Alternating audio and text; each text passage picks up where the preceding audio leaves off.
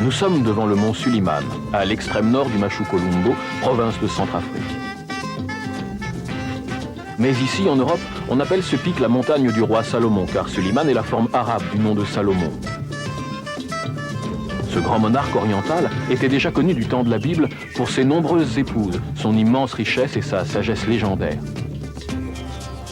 Une vieille chronique, colportée sans interruption depuis l'aube de l'humanité, rapporte que Salomon aurait enfoui son trésor dans une grande fourmilière de cavernes et de grottes, connue depuis lors sous le nom des mines du roi Salomon. Ces mines se trouveraient, dit-on, au cœur de la montagne qui porte encore aujourd'hui le nom de ce grand roi. Simple légende? Peut-être. Mais des hommes ont pensé que ce n'était pas si simple. Des hommes sont morts pour avoir cru que les mines du roi Salomon étaient une réalité.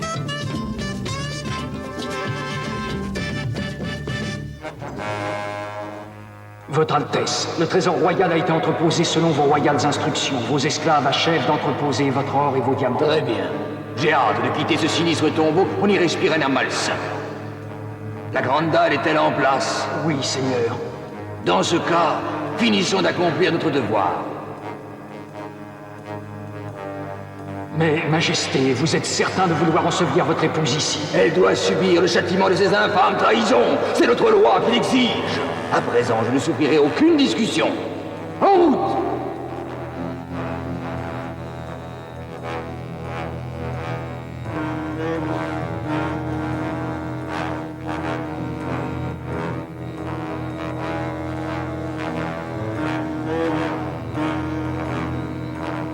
Allez-y, je veux que cette caverne se referme à jamais sur les richesses que j'aurais le plus aimées. Afin que nul après moi ne les possède s'il ne connaît mon secret. Allez-y, esclaves!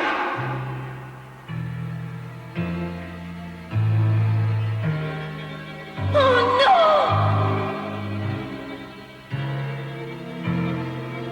Je vous en supplie, mon roi, pardonnez mes erreurs. Pardonnez ma faute. Pardonnez.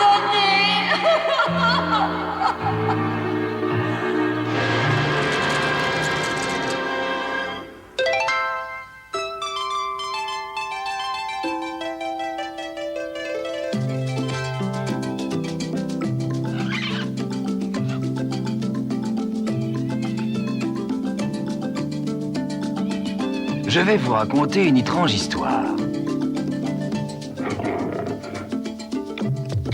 Tout a commencé le 15 avril de l'an du Seigneur 1885.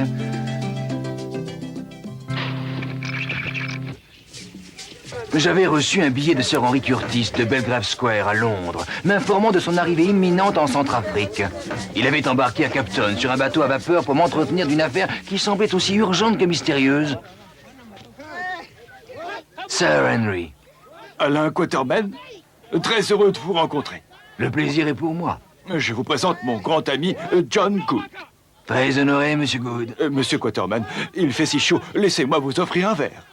Et nous parlerons ainsi plus à loisir du projet qui nous a fait quitter l'Angleterre pour nous rendre sur votre continent. J'ai hâte d'en savoir plus. Je vous écoute. Et quelques mois après l'inexplicable disparition de mon frère en pleine jungle, son homme d'affaires a retrouvé cette carte à Londres, au milieu de ses actes de propriété, comme cachée au fond de son coffre. Ça ressemble d'ailleurs à une copie. Elle paraît en effet assez grossière, mais d'une étonnante précision. C'est surtout cette piste qui m'étonne. Elle semble mener dans la région la plus dangereuse de ce pays, le nord du Machu Colombo. C'est-à-dire au pied du mont Salomon. Oh, oh. Sir Henry, si votre frère s'est aventuré jusque-là, je crains qu'on ne puisse plus rien pour lui. Mon pauvre vieux George, il avait la fâcheuse habitude de se lancer dans des entreprises trop difficiles pour lui. Et vous me dites que vous êtes sans aucune nouvelle depuis plus de 3 ans? Pardonnez ma franchise, Sir Henry, mais je crains qu'il n'ait disparu. Oh non! Je refuse de le croire mort. Je n'en ai aucune preuve. Il est peut-être encore dans ce pays et bien vivant. Si tel est le cas, je le retrouverai. Et vous, Quatermain, je suis venu vous demander de m'aider. Je vous en supplie, cher ami. C'est tout à fait impossible. Il faut savoir que la région qui nous sépare de la montagne de Salomon est la plus dangereuse qui soit en Afrique. La tribu sanguinaire des Kukwala y règne sans partage. Vous avez le devoir de m'aider, Quatermain. Vous savez ce qu'est la charité. Vous êtes un bon chrétien. Et par-dessus tout, vous êtes anglais et au service de Sa Majesté. Alors, Quatermain, laisserez-vous mourir un compatriote? Allons, ne me faites pas honte. Oui, Sir Henry. Vous avez raison.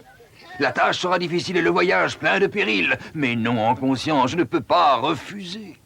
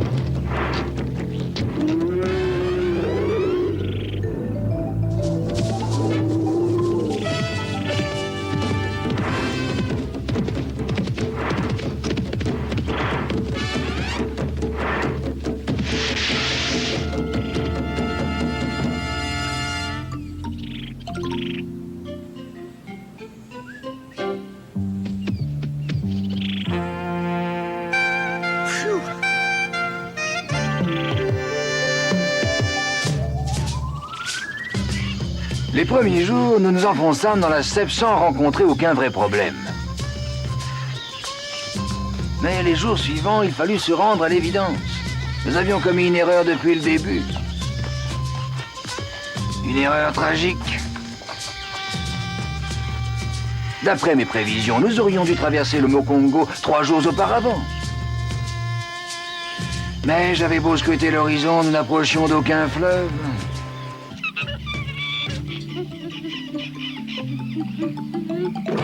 L'heure était grave. Il fallait prendre une décision. Messieurs, arrêtez. Je crains que nous ne fassions fausse route.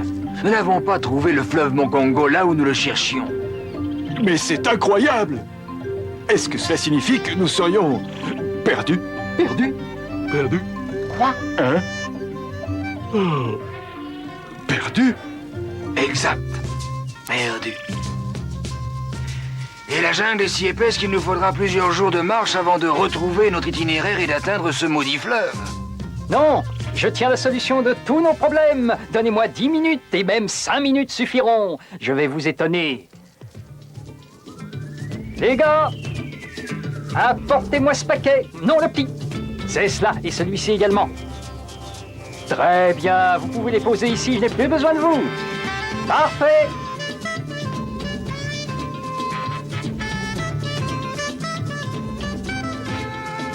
Votre appareil, en fait, il ne ressemble à rien de connu, John. Expliquez-moi comment vous comptez sauver la situation avec ce tas de ferraille et de caoutchouc. Ceci est une nacelle aérienne conçue pour la navigation en altitude, dont je suis en quelque sorte l'inventeur. Je la remplirai d'un gaz plus léger que l'air grâce à cette machine, qui, je l'avoue, est également de ma composition.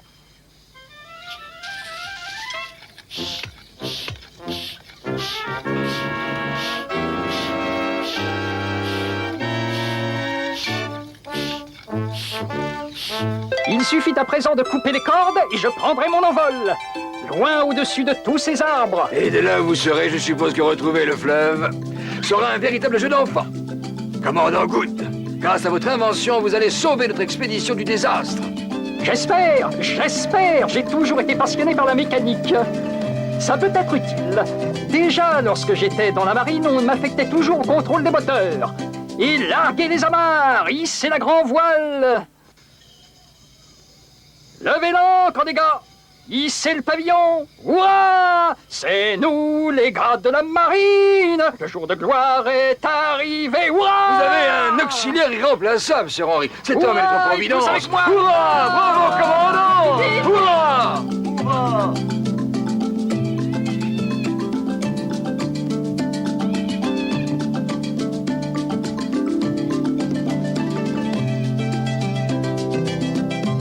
Fleuve en vue, le Mokombo! Dans cette direction, je l'estime à environ 4000 d'ici. Autant dire que nous y sommes.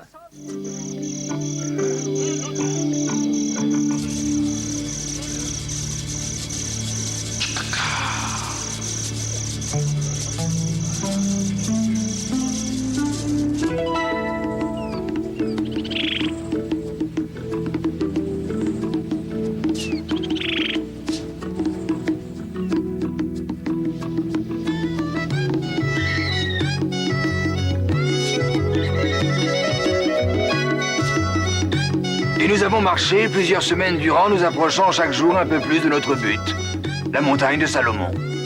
Pendant cette inoubliable traversée de la jungle, à chaque pas se révélaient à nous toutes les beautés de l'Afrique, tous ses sortilèges, mais aussi ses dangers mortels.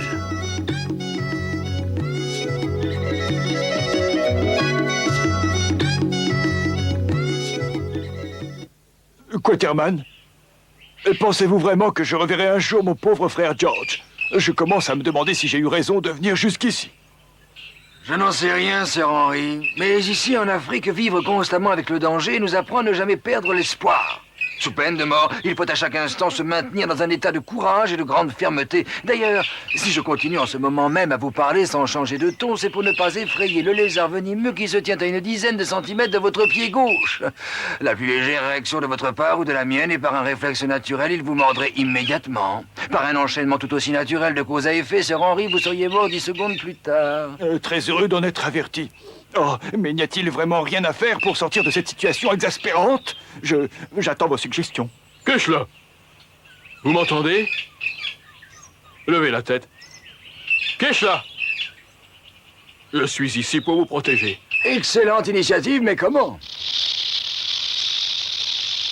Qu'est-ce là? Shairinka. Wapluma Hazora. Il dit qu'il va s'élancer sur vous au moyen des énormes lianes de cet arbre et qu'il va tenter de vous enlever avant que ce reptile ne réagisse.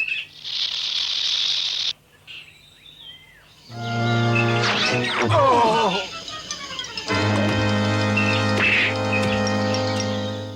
Je ne saurais jamais assez vous remercier pour le geste que vous avez eu, monsieur...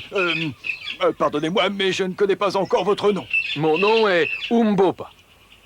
Bien, Umbopa, je ne sais pas comment vous remercier de ce que vous venez de faire pour moi. Il y a une grande faveur que je voudrais vous demander. Eh bien, je vous l'accorde. Alors vous ne le regretterez pas. Il s'agit seulement de me laisser vous accompagner jusqu'au bout de votre expédition, car je sais une chose, je sais que si nous traversons cette jungle ensemble, nous atteindrons tous notre but. Mais si nous nous obstinons à voyager seuls, aussi sûr que la rosée de l'aube, tous nous périrons, tous.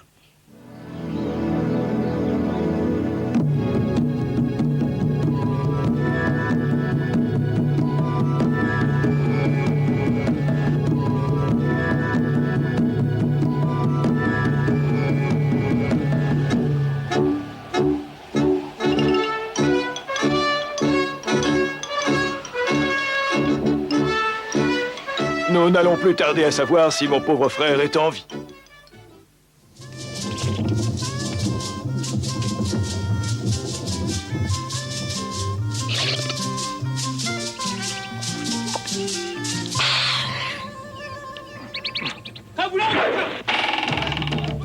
Ennemi à bâbord!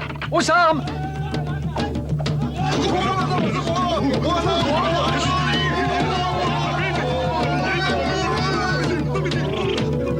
Inutile de tirer un coup de semonce. Visez bien vos cibles et feu! Arrêtez! Il n'y a plus de raison d'attaquer! Arrêtez!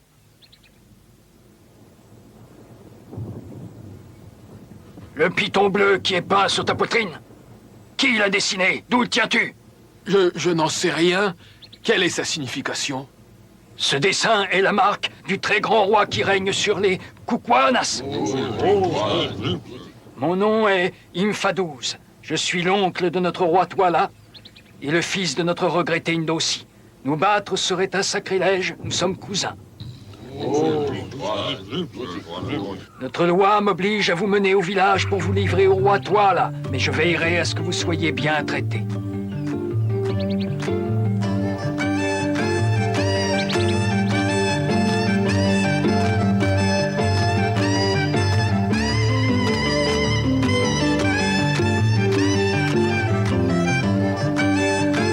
Infadouz, avez-vous vu beaucoup d'hommes blancs s'aventurer au pays des Kukwanas?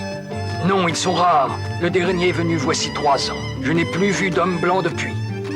Savez-vous ce qu'il est devenu? Il fut capturé par Twala et nos hommes. Ils ont eu peur de lui. Et ils ont l'habitude de détruire tout ce qui les effraie. À ce propos, Umbopa, il serait sage que tu évites d'effrayer les indigènes. Tu devrais cacher à leur vue le piton bleu que tu portes sur ta poitrine avant que Twala ne l'ait vu. Tiens, couvre-toi. Il est maintenant grand temps de reprendre notre route, car Twala est un roi très impatient.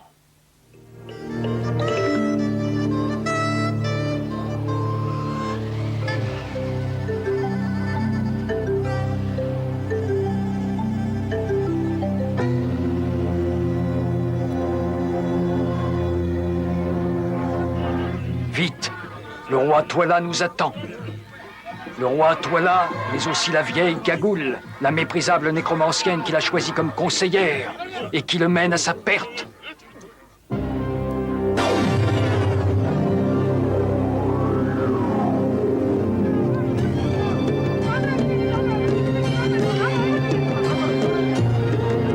Il faut les mettre à mort, Majesté, de peur qu'ils ne vous mettent à mort. Exterminer les démons blancs. Il est peut-être déjà beaucoup trop tard. Vous l'entendez? Alors, vous avez entendu Gagoul? C'est la doyenne. Dans ses visions prophétiques réside toute la sagesse de la tribu des Kokwana. Moi, toi là, votre grand roi, je pense qu'elle dit toute la vérité.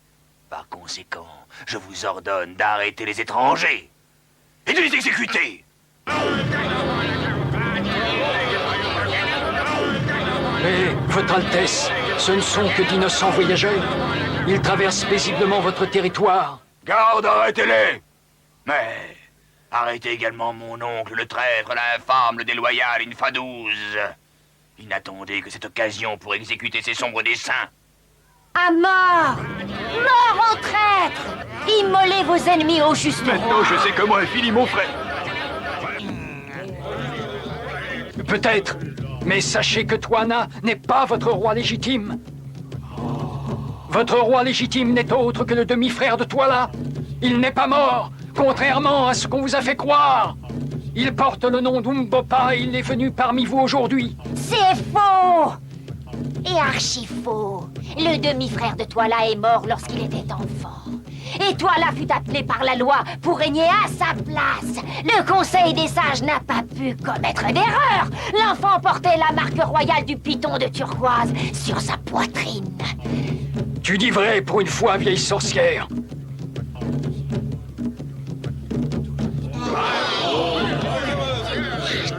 C'est un piège!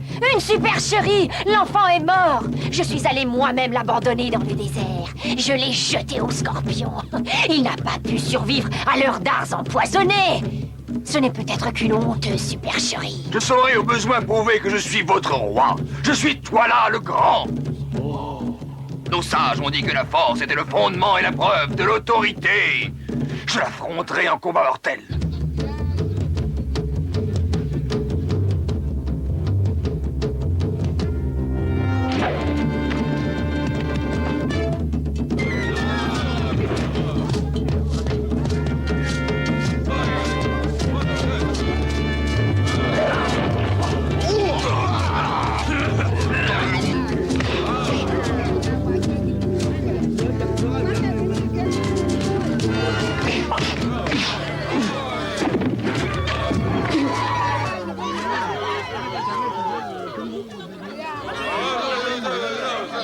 Tu perds un temps précieux, Mbopa.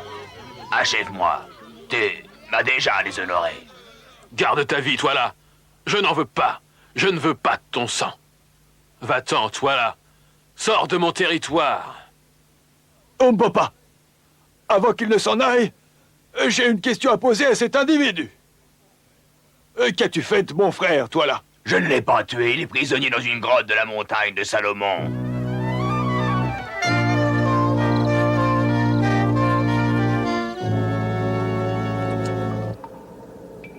Henri! Henri! Je n'en crois pas mes yeux. Oui, Georges, c'est moi. Mais j'ai peine à te reconnaître. C'est un véritable miracle. Je n'aurais jamais cru que je pourrais te revoir un jour. Oh, merci, Henri. Oh! Ah! Regarde! C'est la nécromancienne Gagoule. C'est elle! C'est elle qui a poussé le roi à m'emprisonner, sous prétexte que je voyageais avec une carte qui menait aux mines du roi Salomon. Ah! Je parierais que c'est là qu'elle se rend. Henri, nous devons la suivre.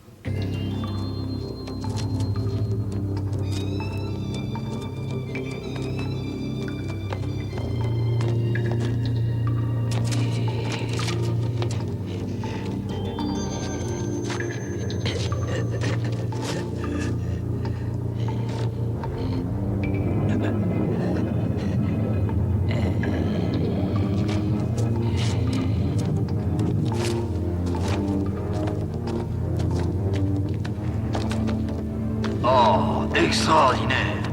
Incroyable.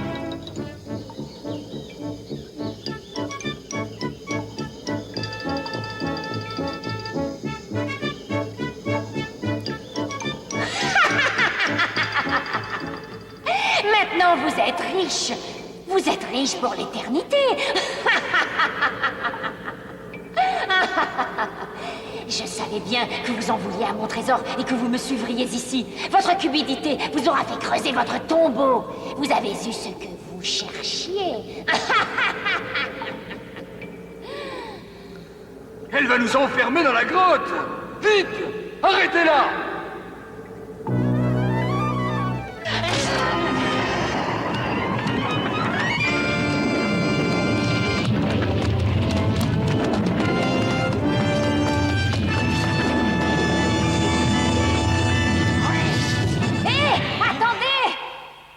Laissez-moi sortir! Je ne veux pas rester enfermé une seconde fois! Non!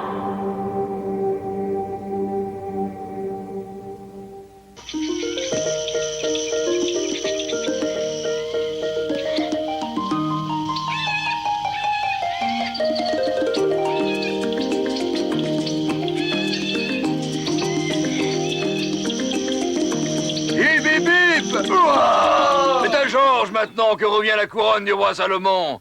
On a traversé bien des aventures, on a déroulé bien des encablures. Jamais de naufrage pour les marins anglais, jamais de naufrage pour les marins anglais. Et bébé pourra!